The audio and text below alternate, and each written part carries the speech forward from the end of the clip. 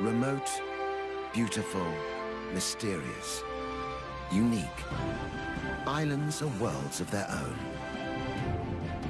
Places apart where life has evolved differently. But in our modern interconnected world, islands are also part of a global community that's changing, for better or worse. In this series, we're exploring the lives of islanders. We're discovering that no matter how distant they are from the mainland, how distinctive their histories, or how proud they are of their independence, islands can't separate their futures from the fate of humanity as a whole. In so many ways, these shores are the front line of global change. What happens here matters to us all.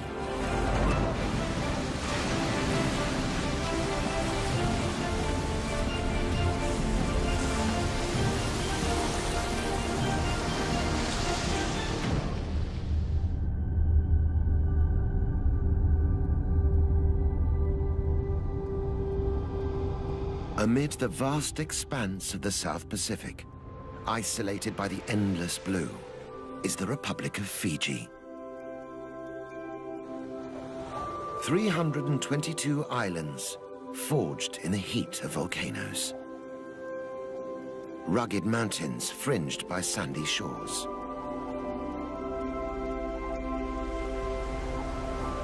Behind the shelter of its coral reefs, Fiji nurtured a vibrant and unique way of life.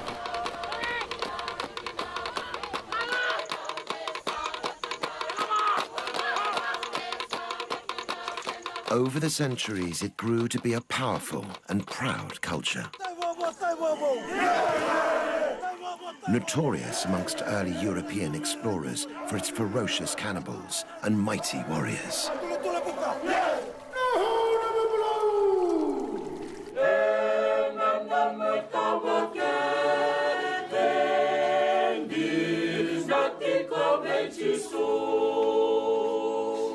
When the British imposed their rule, they brought Western ways and Christianity.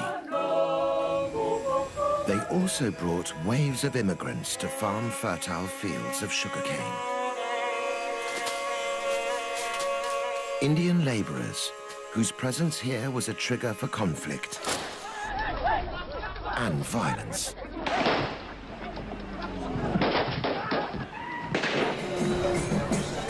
Today, an uneasy peace reigns.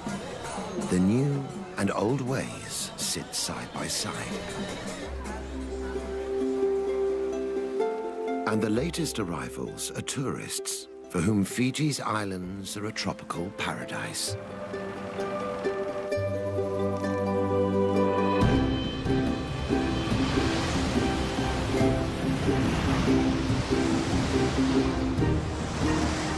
But new waves of change are looming. They're threatening to turn this idyll from playground to battleground.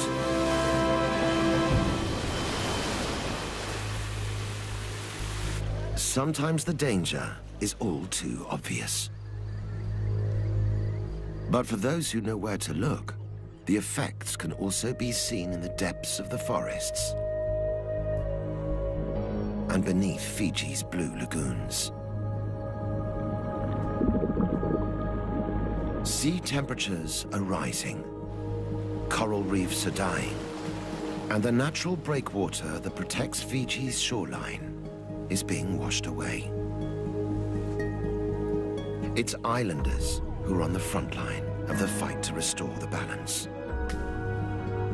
Strong and resilient, they also know how to nurture and heal. Now they are drawing on both sides of their nature to face the tests the world is throwing at them. Will it be enough to keep this paradise sunny in the teeth of the gathering storm?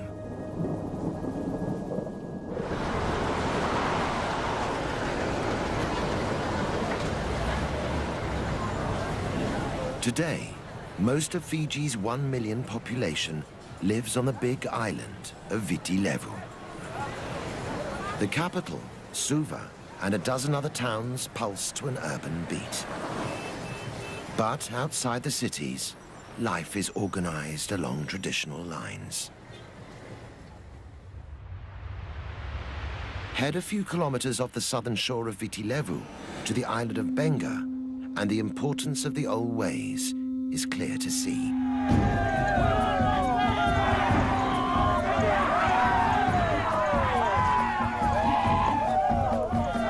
Here, ancient rituals evoke a pre-contact, pre-Christian world.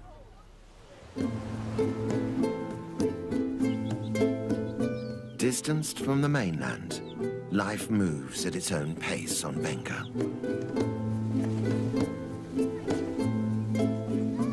Underpinning this modern-looking village is a unique way of life, where ancient traditions still survive.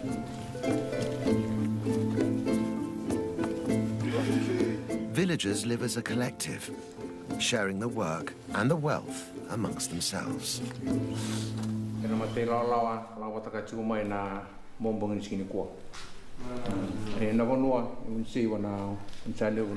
They are led by this man, Tuvalu.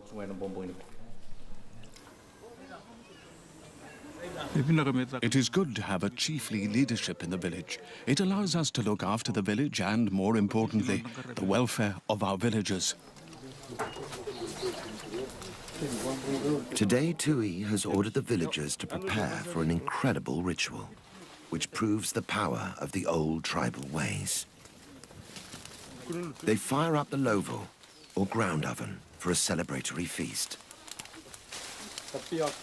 Every family has a specific role to play. But the ritual preparing of the feast isn't just about nourishing the body. It's one of the ways in which village children are taught to respect their tribal traditions. For Tuvalu, it's crucial to ensuring the old ways survive. It's important to teach them the right protocols, how to behave, and the different roles they must adopt in the village. But across the ocean, winds of change are blowing towards Benga. I think the Western way of living in Suva has a negative effect on our lives. It's easier to look after the village when there is one way of life and everyone is united. One custom that Tuvalu is determined to safeguard is Vila Vila Irevo, or literally, jumping into the oven. We know it as firewalking.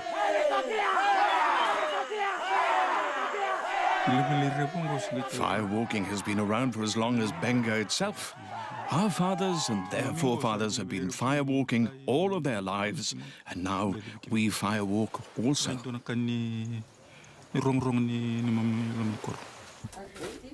Firewalking is just for men, but everyone's involved in weeks of preparations. For the performers, getting ready for the ritual requires certain personal sacrifices. There are a few taboos. The most important is that the firewalkers must not sleep with their wives for 4 nights beforehand, and they can't eat coconut or burnt foods either.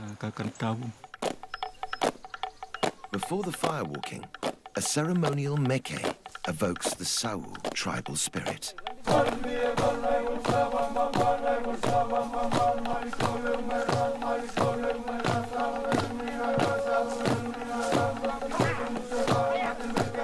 Warriors brandishing old war clubs reenact the battles of village ancestors. For centuries, these meke have been used to keep the past alive, and even to predict the future.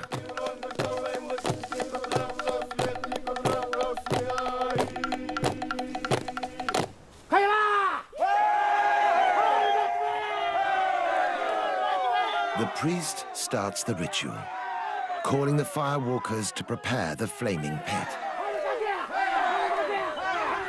It's vital everyone follows instructions.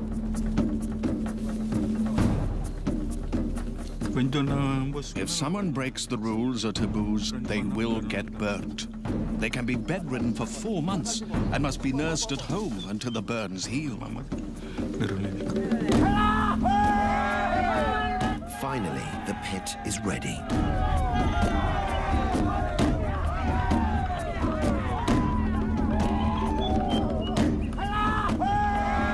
One by one, the Sawu tribesmen brave the scorching heat to walk in the footsteps of their ancestors.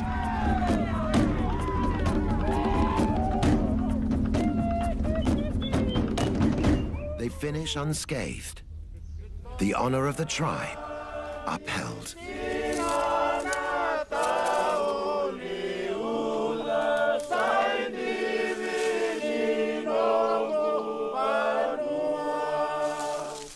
But Tuvalu knows the isolation of the island can only protect its people for so long.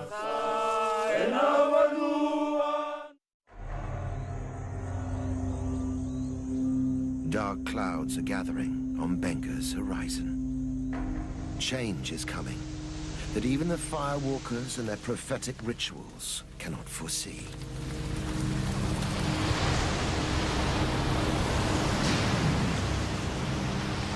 It won't be the first time waves of unexpected change have washed over these islands.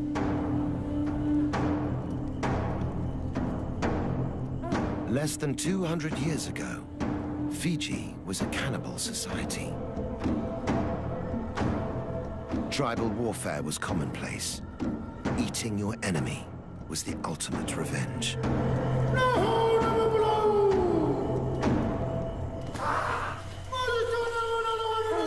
Christian missionaries from Europe set out to rid the islands of cannibalism.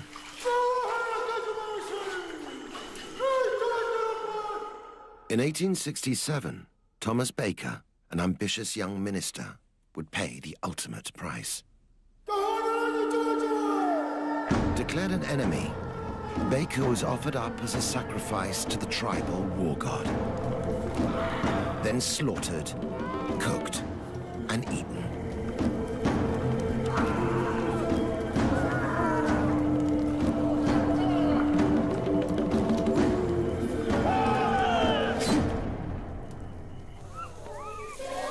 But Baker's sacrifice was not in vain.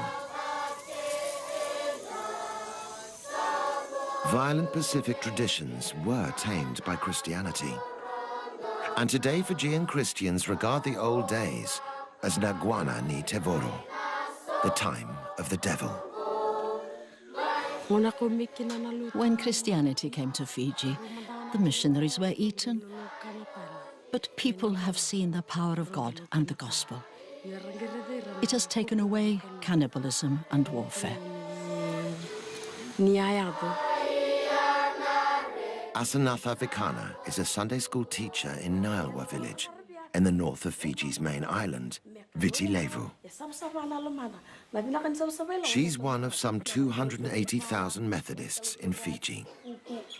She's also the local chief's wife, and must integrate her faith with the indigenous customs that are still central to village life. Read your Bible, pray every day, and you grow.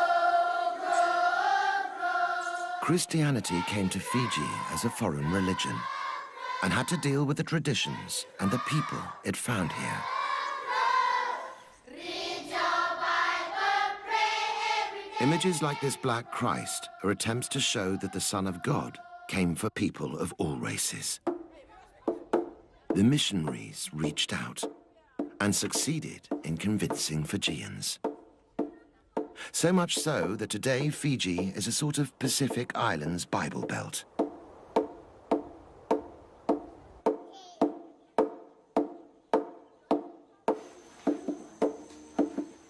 Although the days of tribal warfare are behind them, the villagers still have a tribal approach to worship.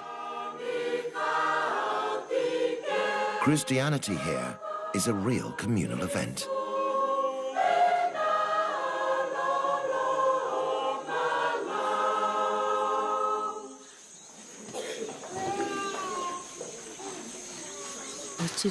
God has given us love for one another within our community.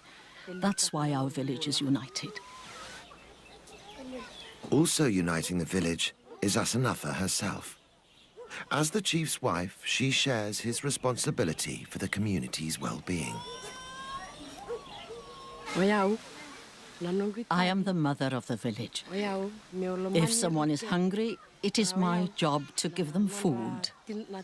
If someone comes crying, if there is a problem, it's my responsibility to provide them with what they need. In 2004, that responsibility inspired Asanatha to dream of big changes. Realizing Niawa's children had no access to nursery school, Asanatha started the region's very first kindergarten. It's important for the children to have an education.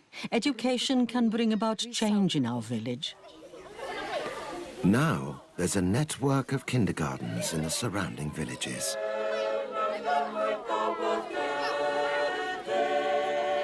Throughout her campaign, it's been Asanatha's faith that sustained her.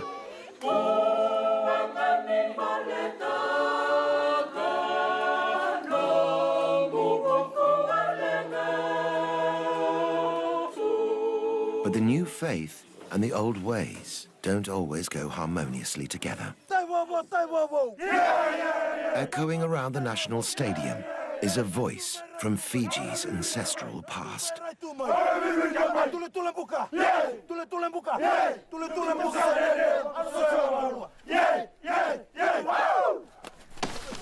The Thimbi is an ancient war chant. These days it sends the Fijian rugby team into battle.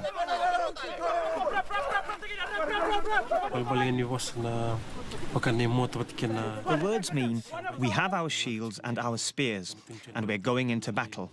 We're telling our opponents, we'll take you down. Now the Thimbi has become a rallying cry for ancient customs threatened for being unchristian.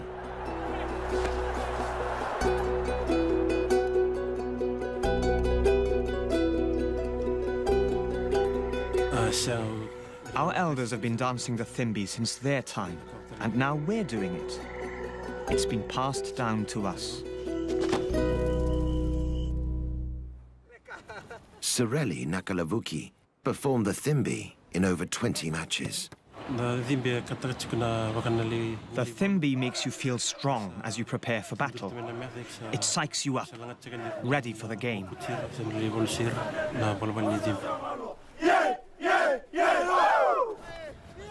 But some church authorities didn't see it that way. In 2009, they declared the old war chant ungodly.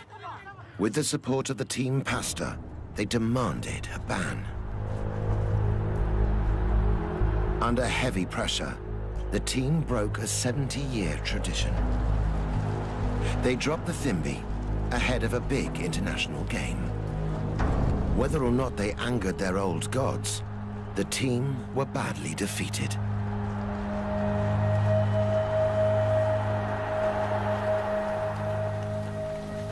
For rugby fans across Fiji, this was the cue to tackle the authorities head-on. They stood up in support of the old ritual and its place in the much-loved national game.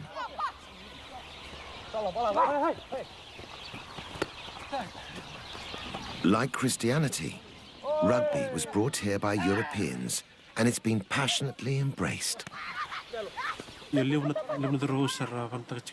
Rugby is slowly becoming a religion in Fiji. There's a lot of support and encouragement for rugby in the villages.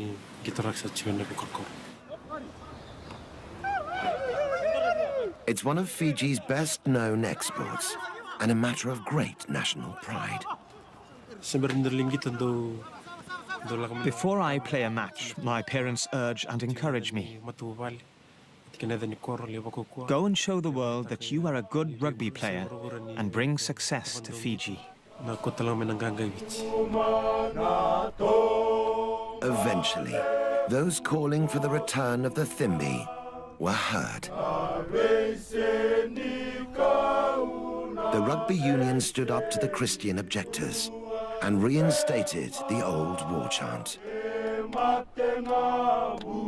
Before each game, its battle cries echo once more, carrying Fiji's pride in its tribal past around the world.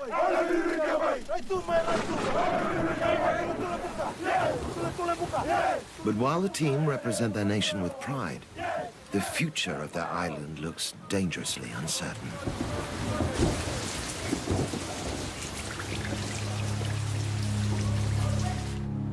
Tides of change are threatening to wash away the land which inspires such patriotism. Fiji and the whole world is feeling the effects of climate change. A big factor on the island is the El Niño weather pattern. When warm sea currents and trade winds weaken or change direction off the South American coast, El Niño can cause dramatic variations in weather. In Fiji, it's happening more and more frequently. Extreme droughts and severe storms ravage the land. Beneath the waves, the destruction continues. Warming seas are killing the algae that sustain the great coral reefs. It's these reefs that stand between the tempest of the Pacific and Fiji's vulnerable coastline. Without them, islanders can only watch as high tide threatens to engulf their homes. Graves that once lay under coconut trees now lie under the waves.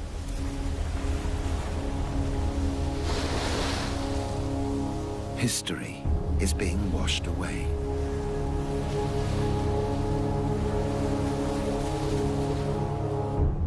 "90% of Fiji's population live along the coast. Many are wondering if it's time to head for the hills.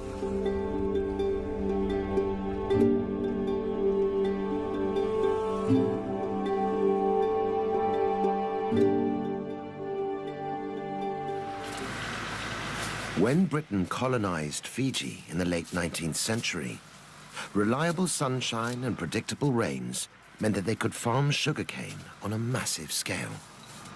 Sugar became the cornerstone of Fiji's economy. A new Pacific industry was born. Now, 4 million tons of sugarcane are produced every year. But not everyone enjoyed the riches that sugarcane brought. To harvest their wealth, the British needed more hands. Over 60,000 Indians were shipped to Fiji as indentured laborers. We were brought here from India to work on farms, on sugar plantations. They brought us here in ships. Some died on the ship, and they were thrown into the water. With the sweat of Indian labor, the sugar industry flourished. By the time indentured labor was abolished in 1916, the immigrants had built homes, schools, and futures. Few could afford to return to India, even if they wanted to. Today, Indo-Fijians make up some 40% of the island's population. Lau Philip is one of them. Descended from the original Indian laborers, Lau now farms his own small plot of sugarcane. Although fifth-generation Indo-Fijians, the family still value their Indian heritage.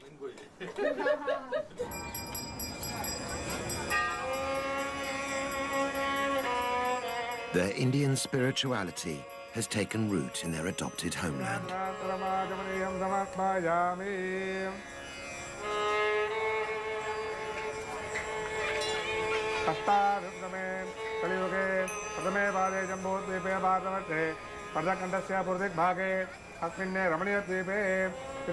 This Hindu temple, the largest in the southern hemisphere, attracts hundreds for daily worship. Its presence signifies the part Indo-Fijians now play in the life of the island.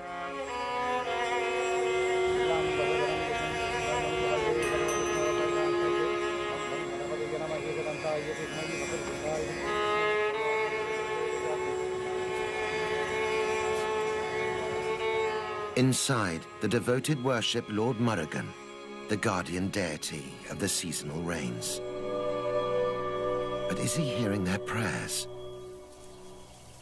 1996-97 was a very dry season. The cattle started to die and food was scarce. It was very difficult. We thought that we might not survive the drought. So many of our cattle died. The drought of 1997 was no exception. Records show that over the past 20 years, Fiji has been more drought-prone than ever before.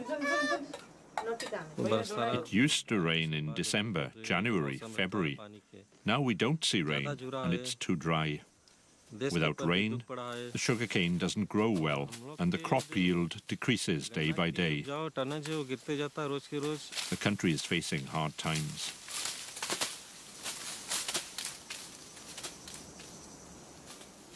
But for farmers like Lau, it's not just the weather that could ruin the harvest.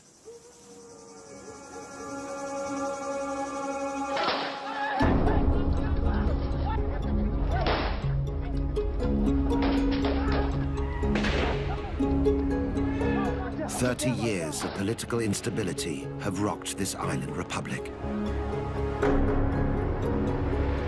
The conflict stems from ethnic tensions between indigenous and Indian Fijians. In the past, those resenting the Indian presence took matters into their own hands. Blood was spilt on both sides. Fueled by these tensions, 4 governments were overthrown. Thousands of Indo-Fijians fled Fiji. But leaving wasn't an option for Lau. I'm an Indo-Fijian. My blood is mixed. If we're born in Fiji, then we are Indo-Fijian. Today, an uneasy peace reigns in politics. But the battle to protect these islands from the El Niño effect goes on. Droughts aren't the only problem. Extreme storms also threaten livelihoods. Satendra Philip is another member of Lau's family. He harvests his crop from the sea.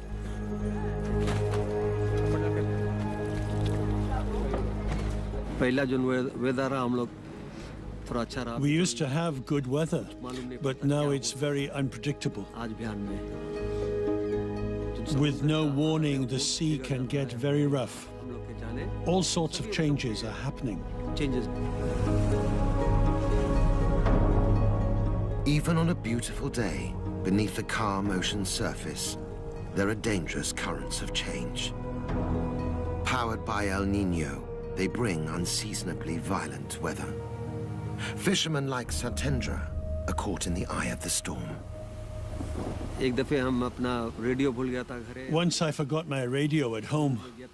When I was out at sea, another boat warned that a hurricane was coming, so we took shelter on a nearby island. It was a very frightening experience, and we thought a lot about our families. My boat was damaged. It was one of the most difficult moments I've ever faced.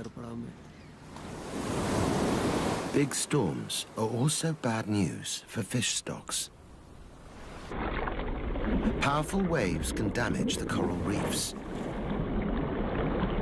Without these reefs for food and protection, fish are disappearing.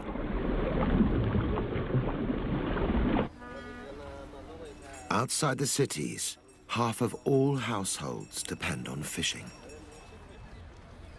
The changes in weather threaten their whole way of life. Their children face an uncertain future. If the extreme weather continues, it's not just the farmers and fishermen that will be affected. So too will Fiji's tourist industry. Each year, 500,000 visitors arrive looking for their own castaway paradise. Romance, adventure, culture. Fiji has it all.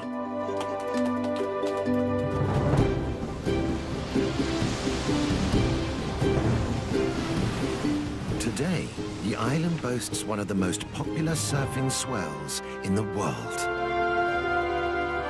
But as the El Niño effect continues, even the bravest will struggle to ride out the storm.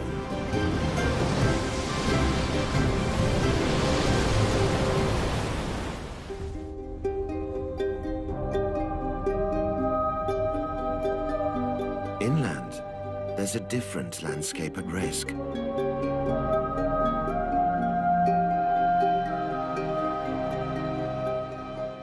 Fiji's mountainous interior is an unspoiled Eden. Imposing cliffs conceal rare orchids. Tropical rainforests hide a lush diversity of life.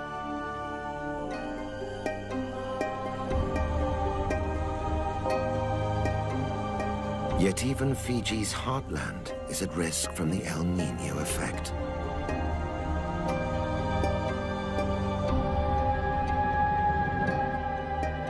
An increase in extreme weather is causing vast landslides and devastating floods.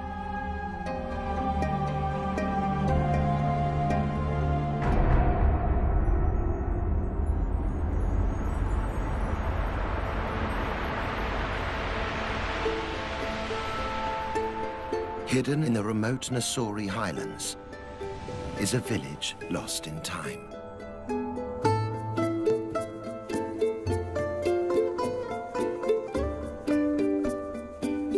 Navala is a Fijian village in the most traditional sense.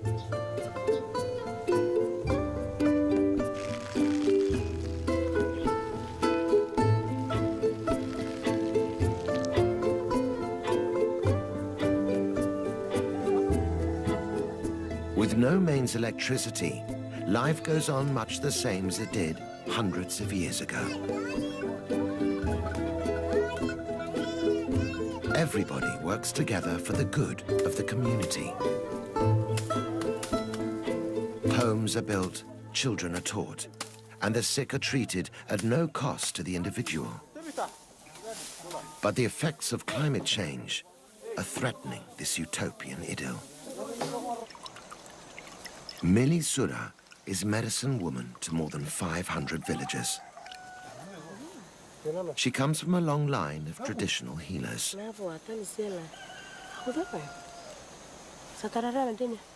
Mili believes healing is in her blood,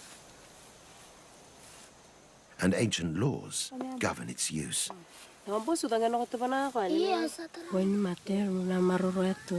I keep my knowledge of medicine making a secret. I can't tell anyone else because if I make this knowledge public, it can reduce the effects of the medicine. Mili sees her patients every day, and their complaints are seasonal.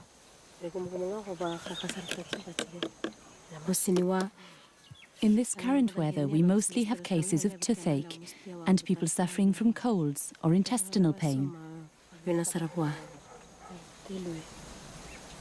This patient has an abscess. Using herbal remedies, Mili can offer pain relief and a natural antiseptic.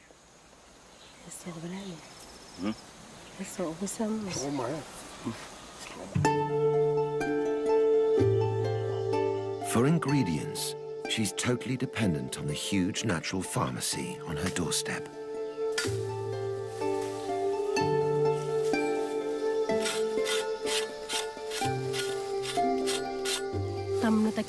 You have to walk far to reach some medicines, while others grow in hard-to-reach places like on cliffs or the top of a mountain. The harder it is to find, the better the healing power of the medicine.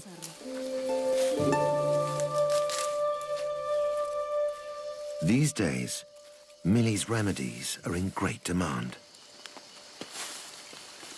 The change in weather brings with it numerous infections. At times like this, lots of people come to ask me for medicine. People here have come to understand how the plants and herbs which grow around them can keep their families healthy. In Millie's hands, this wisdom can be released to heal a new generation. Take a mango tree, for instance. It can be used in lots of ways. It can be scraped and mixed with hot water and salt for gargling. And it can also be drunk to treat diarrhea.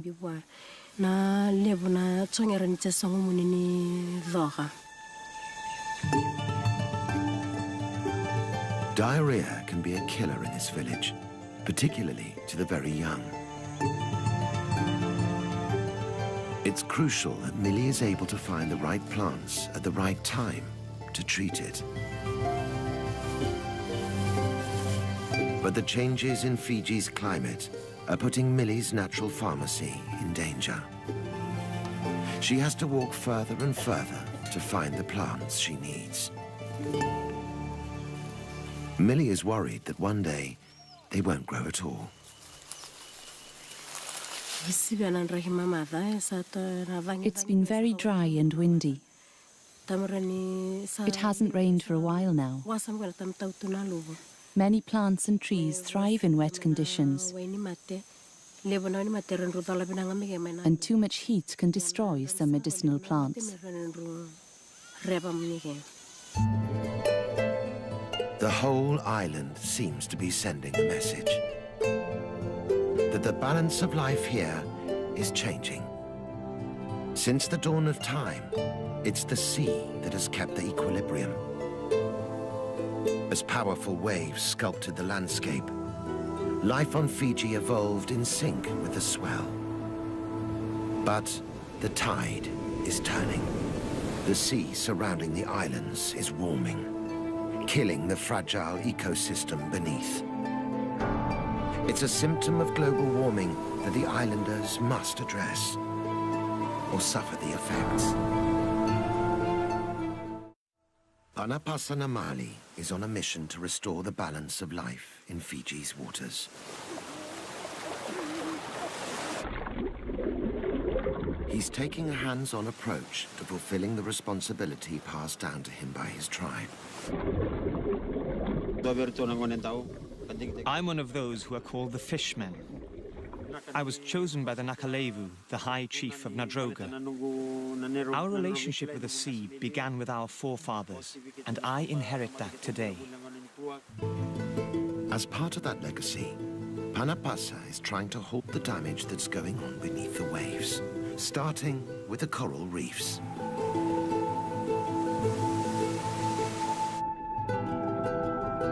These reefs shield the island by absorbing the force of the powerful Pacific waves.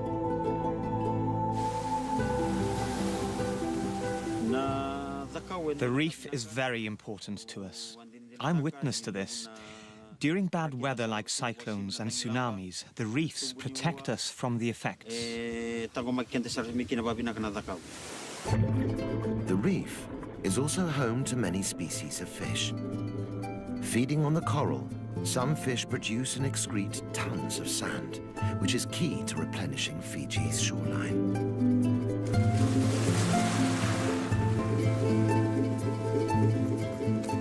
But this delicate ecosystem is being washed away. Under the heat stress of warming seas, Fiji's coral reefs are dying. In some parts of the Pacific, 80% of living reefs have been lost. Without coral to feed on, fish are disappearing. And without fish to replenish them, Fiji's beaches are washing away. For Panapasa, the solution is clear.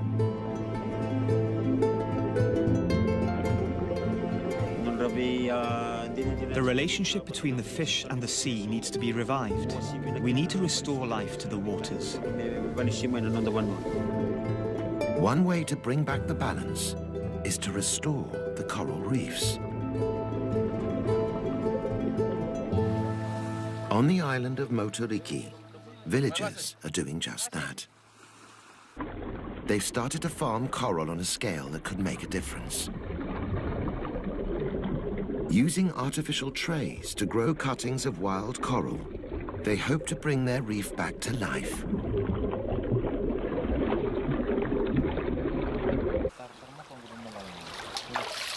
In just 12 months, these tiny cuttings will have doubled in size. The adult corals will then be replanted onto dying reefs, bringing them blossoming back to health.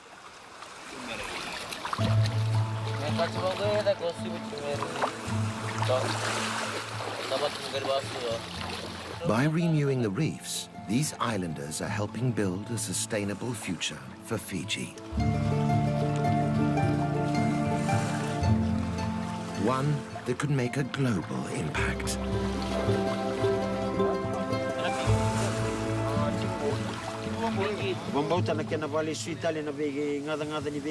I believe that if we keep making efforts to give back, to renew our water and our seas, our corals and our fish, our efforts will become known all over the world.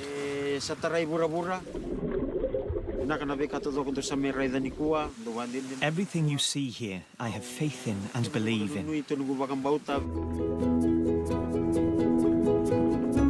Though it's too early to see long-term results, the signs are promising. The islanders have started the fight back against climate change in Fiji.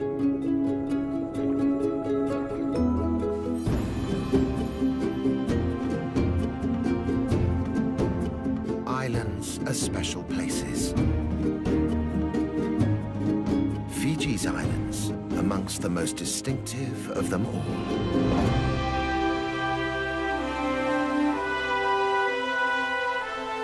The postcard island paradise. This is the beauty that has carried Fiji's name far and wide. But if this was once a place where time stood still, now the islands are in their 11th hour. The isolation that preserved their ancient rituals no longer provides sanctuary.